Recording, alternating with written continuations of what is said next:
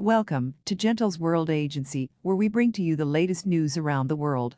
On this report, as Russian President Vladimir Putin seeks full control of the Donbas and a slice of southern Ukraine, Kyivis appealing for speedier and more regular armament deliveries.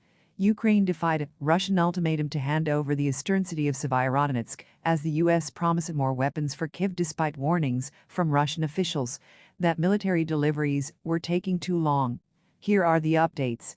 Before we continue with this report, please subscribe to this channel and click on the notification bell to be notified when next we drop a new video.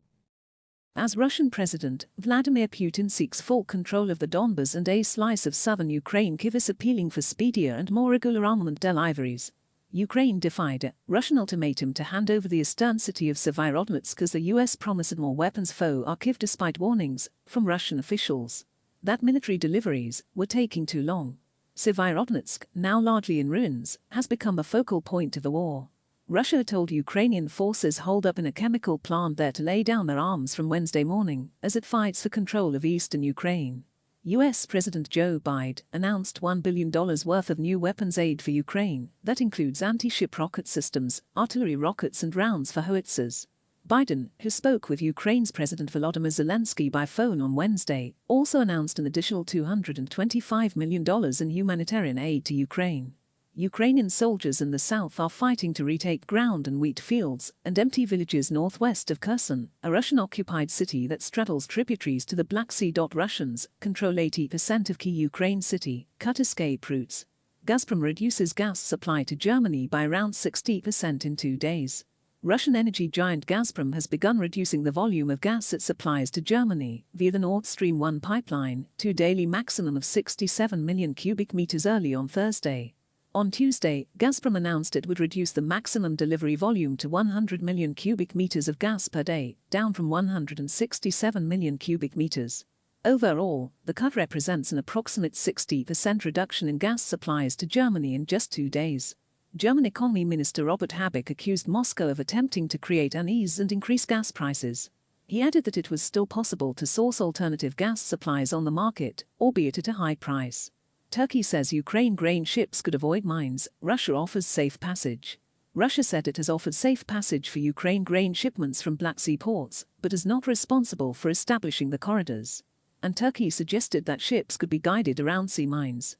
Ukrainian grain shipments have stalled since Russia's invasion and ports blockade, stoking global prices for grains, cooking oils, fuel and fertilizer.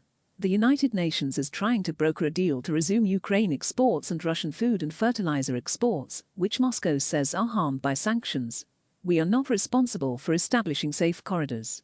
We said we could provide safe passage if these corridors are established. Russia UN Ambassador Vasily Nebenzia said. It's obvious it's either demine the territory, which was mined by the Ukrainians, or ensure that the passage goes around those mines. He told reporters. U.S. veterans from Alabama reported missing in Ukraine. 2 U.S. veterans from Alabama who were in Ukraine assisting in the war against Russia haven't been heard from in days and are missing, members of the state's congressional delegation said. Ukraine president will have to negotiate with Russia at some point, says Macron. French President Emmanuel Macron said that Ukraine would have to hold talks with Russia at some point in order to try and bring an end to the war between the two countries. The Ukrainian president and his officials will have to negotiate with Russia, said Macron, while on a visit to Romania and Moldova. Macron arrived in Romania on Tuesday for a 3-day trip to NATO's southern flank, including Moldova, before possibly heading to Kyiv on Thursday, on a visit with German Chancellor Olaf Scholz and Italian Prime Minister Mario Draghi, 2 diplomatic sources said.